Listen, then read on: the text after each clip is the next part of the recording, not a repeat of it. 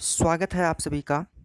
आज हम आपके लिए कुछ इम्पोर्टेंट प्रश्न लेके आए हैं जो कि लगभग फ्रिक्वेंटली सभी एग्ज़ाम्स में आते हैं, चाहे वो सेंट्रल गवर्नमेंट के हो चाहे वो स्टेट गवर्नमेंट के हो। जो भी कंपटीशन उनमें आते हैं उन प्रश्नों के बारे में हम आज यहाँ पे बात करेंगे। सबसे पहला प्रश्न हम ले लेते हैं। भारत का सबसे ऊंचा जलप्रपात कहाँ स्थित है? जलप्रपात, वाटरफॉल्स। तो सबसे ऊंचा जलप्रपात जो है वो है जोग, या जिसको गरसोप्पा जलप्रपात भी कहा जाता है। यह शरावती नदी पर है और कर्नाटक राज्य में स्थित है। ठीक है, जोग गरसप्पा इसके दो अलग अलग नाम हैं और नदी है शरावती और राज्य है कर्नाटक। ठीक है, कर्नाटक के शिमोगा जिले में है ये। यहाँ पे एक ऊंचा शब्द हमने पढ़ा है, तो ऊंचा है तो ये कितना ऊंचा है? ठीक है, ये प्रश्न हमारे दिमाग में आता है, ऊंचा है तो कितना ऊंचा है? तो ये है 253 मीटर ऊंचा है। ठीक है, 253 मीटर, या यदि हम फिट की बात करें तो 829 फिट ये ऊंचा है। ठीक है, अगले प्रश्न की तरफ हम बढ़ते हैं। अगला प्रश्न, कंचनजंगा राष्ट्रीय पार्क कहाँ स्थित है? तो कंचनजंगा राष्ट्रीय पार्क सिक्किम राज्य में स्थित है। ठीक है, सिक्किम भारत का नॉर्थ ईस्ट में एक राज्य है। सबसे छोटा तो नहीं कहेंगे, लेकिन स्क्वायर किलोमीटर्स के अंदर ये छोटा स्टेट है और नॉर्थ ईस्ट का सबसे छोटा ही मान लीजिए आप। और इस स्टेट के अंदर कंचनजंगा राष्ट्रीय पार्क स्थित है। कंचनजंगा राष्ट्रीय पार्क जो है इसको बायोस्फीयर रिजर्व भी घोषित किया गया है। बायोस्फीयर रिजर्व भी है ये। उसके अलावा एक खास बात इसमें यह है कि इसको यूनेस्को ने वर्ल्ड हेरिटेज साइट भी घोषित कर रखा है। World heritage site. ठीक है, उसके अलावा हम बात करें, कंचनजंगा जो है एक पीक भी है, एक हाईएस्ट जो थर्ड हाईएस्ट पीक है सिक्किम के अंदर। ठीक है, यानी कि यहाँ हमने 3 फैक्ट देखे हैं कि कंचनजंगा राष्ट्रीय पार्क है, कंचनजंगा बायोस्फीयर रिजर्व भी है। ठीक है, जैव मंडल क्षेत्र भी है, और एक यूनेस्को ने इसको वर्ल्ड हेरिटेज साइट, और ये वर्ल्ड हेरिटेज साइट 2016 में इसको बनाया गया था। ठीक है, तो ये 3 पॉइंट हमको ध्यान रखने हैं। अगले क्वेश्चन की तरफ हम बढ़ते हैं।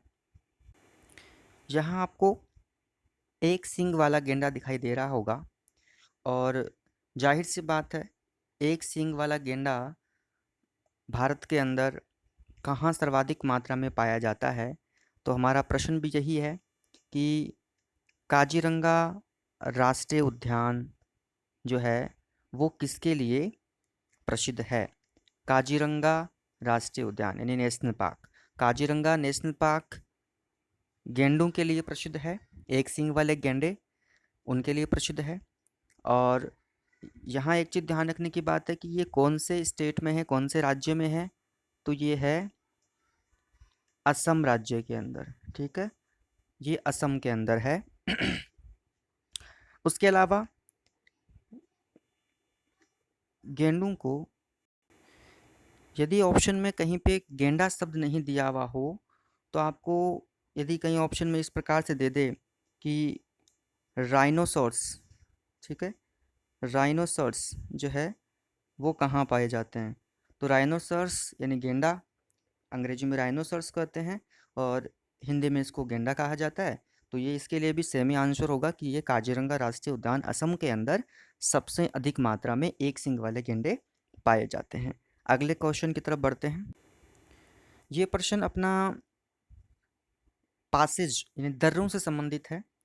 और दर्रा क्या होता है, पहले हम उसकी बात कर लेते हैं कि पास क्या होता है। पहाड़ों के बीच से होकर के गुजरने वाला एक संकरा और एक दुर्गम रास्ता, जिसको पास कहा जाता है। इंग्लिश में पास कहते हैं और हिंदी में इसको दर्रा कहा जाता है। ठीक है, ये तो हो गई इसकी परिभाषा। अब हम परिभाषा के बाद में आगे बढ़ते हैं, जो हमारा सवाल है उसके बारे में बात करते हैं कि जोजिला दर्रा किसको जोड़ता है। क्योंकि पासेज होते हैं वो एक स्थान को दूसरे स्थान से जोड़ने का काम करता है, ये संकरा रास्ता होता है जो जोड़ता है। तो यहाँ हम बात कर रहे हैं जोजिला पास की, कि जोजिला दर्रा जो है वो किसको जोड़ता है। तो जोजिला दर्रा श्रीनगर और लेह को जोड़ता है। यहाँ एक ट्रिक है याद करने की, कि इसको हम जोशीले शब्द से याद करेंगे, कि जो से हम याद करेंगे कि जोजिला हो जाएगा, और सी से यहाँ पे हम याद करेंगे श्रीनगर हो जाएगा, और ले से हम यहाँ पे लेह को याद करेंगे। यानी जोशीले शब्द से हम इसको याद कर सकते हैं। जोजिला जो है वो श्रीनगर और लेह को जोड़ता है। एक सिंपल सी ट्रिक है, कोई याद करे तो आप कर सकते हैं इस तरीके से। तो एक बात यहाँ पे एक ध्यान रखने की बात है कि जोजिला दर्रा जो है वो किस पर्वत श्रेणी में स्थित है, क्योंकि कोई ना कोई पर्वत श्रेणी के मध्य तो है ही ये। तो जोजिला दर्रा जो है वह जास्कर श्रेणी के मध्य स्थित है। ठीक है, जोजिला दर्रा जास्कर श्रेणी के मध्य स्थित है। अगला क्वेश्चन आपको चित्र में दिखाई दे रहा होगा, कुछ मनोरम दृश्य, कुछ सीढ़ियों की तरह बने हुए यहाँ पे आपको हरे भरे खेत दिखाई दे रहे हैं। इनको सीढ़ीदार कृषि कहते हैं, इनको सोपान कृषि भी कहा जाता है, और इनको टेरेस एग्रीकल्चर भी कहा जाता है। तीन नाम हो गए, एक तो सोपान, एक सीढ़ीदार, एक टेरेस हो गया। ठीक है, एक टेरेस, तो ये तीन इसके नाम हो गए।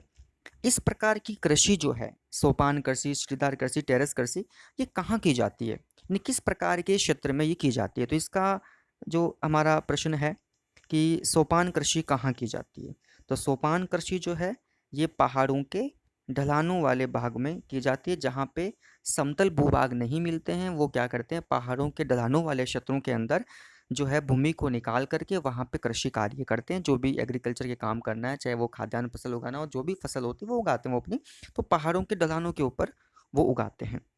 अगला क्वेश्चन, अगला क्वेश्चन है अपना दोआब से संबंधित। तो दोआब क्या होता है, दो नदियों के बीच उपजाऊ भूमि को क्या कहते हैं। ये हमारा प्रश्न इस प्रकार से हो जाएगा कि दो नदियों के बीच उपजाऊ भूमि को क्या कहते हैं। ठीक है, तो दो उपजाऊ भूमि के बीच के जो भाग है उसको हम कहते हैं दोआब। ठीक है, ये दोआब शब्द लगभग आपके भारत और पाकिस्तान वाला जो क्षेत्र होता है इनके अंदर इस शब्द का प्रयोग किया जाता है, दोआब क्षेत्र का। और जैसे एक एग्जाम्पल के लिए हम ले लें कि सिंध सागर दोआब, एग्जाम्पल यदि हम लें कि सिंध सागर दोआब है, वो एक एग्जाम्पल है दोआब का। अब इस सिंध सागर दोआब किन दो नदियों के बीच स्थित है, क्योंकि हमने यहाँ पे देखा है कि दो नदियों के बीच की बात करी है। तो सिंध सागर दोआब जो है वो सिंधु नदी और झेलम नदी, सिंधु और झेलम दो नदियों के बीच में स्थित है, वो दोआब हो गया। ठीक है, अगला क्वेश्चन, अगला क्वेश्चन हमारा है सबसे ऊंचे बांध से संबंधित है, कि भारत में सबसे ऊंचा बांध कौन सा है। तो यहाँ पे सबसे ऊंचा बांध भांकड़ा बांध है। ठीक है, और ये भांकड़ा बांध जो है वो किस नदी पर बना हुआ है। ठीक है, तो इसका उत्तर है सतलज नदी के ऊपर। ठीक है, और भांकड़ा नांगल जो बांध है ये, इसकी हाइट कितनी है, ये ऊंचा है, हाईएस्ट स्ट्रेट ग्रेविटी डैम है। तो हाईएस्ट स्ट्रेट ग्रेविटी डैम की जो ऊंचाई कितनी है, तो वो है 226 मीटर। ठीक है, 226 मीटर ये ऊंचा है, जो कि हाईएस्ट स्ट्रेट ग्रेविटी डैम है। अगला क्वेश्चन, ये सवाल भी हमारा बांध से ही संबंधित है। जब हमने ऊंचे बांध की बात करी है तो अब हम एक लंबे बांध की बात कर लेते हैं, कि हीराकुंड बांध किस नदी पर स्थित है। हीराकुंड बांध जो कि भारत का सबसे लंबा बांध है। ठीक है, भारत का सबसे लंबा बांध है हीराकुंड बांध, और यह कौन सी नदी पर स्थित है, तो यह है महानदी के ऊपर स्थित है। ठीक है, और ये कहाँ पर है, उड़ीसा के अंदर। अगला सवाल, सबसे गहरी झील, विश्व में सबसे गहरी झील कौन सी है।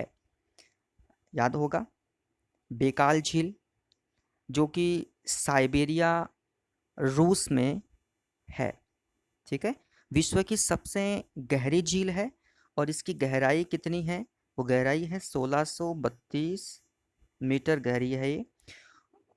और इसका ये बिल्कुल डीपेस्ट पॉइंट है, सबसे गहराई वाला पॉइंट है, जो कि 1632 मीटर पर स्थित है। विश्व की सबसे गहरी झील भी है और सबसे ओल्ड झील भी है। सबसे ओल्ड झील भी है। अगला सवाल,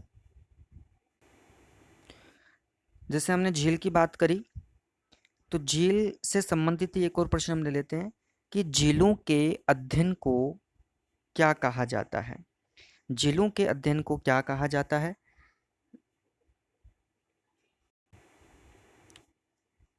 लिम्नोलॉजी। झीलों के अध्ययन को हम कहते हैं लिम्नोलॉजी। ठीक है, लिम्नोलॉजी यानी एक प्रकार का अध्ययन जिसमें चाहे वो इनलैंड वाटर की झील हो चाहे सैलिनिटी वाली हो, उसमें इसका अध्ययन किया जाता है। लिम्नोलॉजी ये शब्द है और इसको हिंदी में इस प्रकार से देवनागरी लिपि में लिखा गया और इंग्लिश में इसको लिम्नोलॉजी कहा, झीलों के अध्ययन को लिम्नोलॉजी कहा जाता है। आज के लिए इतना काफ़ी है। अगले वीडियो में कुछ और प्रश्न आपके लिए लेके आएंगे। यदि वीडियो अच्छा लगा है तो लाइक, शेयर और सब्सक्राइब तीनों ही काम करना आपको। धन्यवाद।